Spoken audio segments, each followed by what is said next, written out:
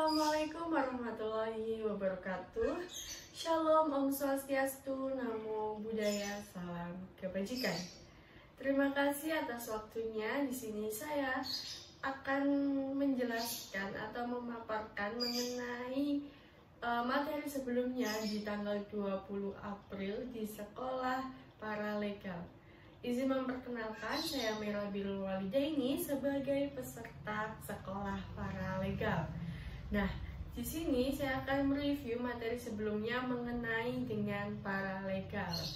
Berdasarkan informasi yang disampaikan pada saat sekolah paralegal menunjukkan bahwa menurut American Bar Association, paralegal itu adalah orang yang memenuhi syarat dengan pendidikan dan pelatihan atau pengalaman kerja di kantor pengacara, kantor hukum, korporasi, badan pemerintah, atau badan lain yang melakukan pekerjaan legal substansif dan didelegasikan kepadanya, namun di bawah tanggung jawab langsung oleh pengacara.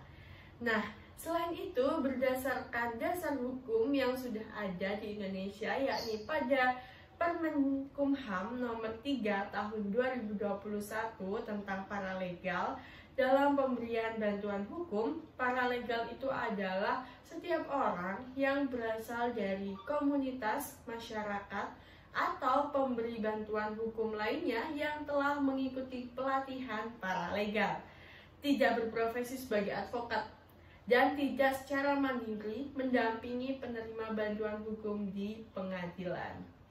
Nah, singkatnya mengenai paralegal ini sendiri adalah pekerjaan untuk membantu lawyers dalam persidangan di pengadilan.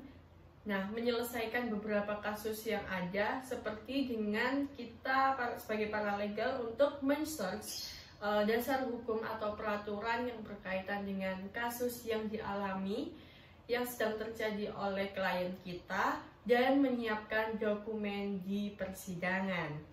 Selain itu, kita harus juga memahami mengenai dengan apa sih fungsi dari paralegal itu sendiri.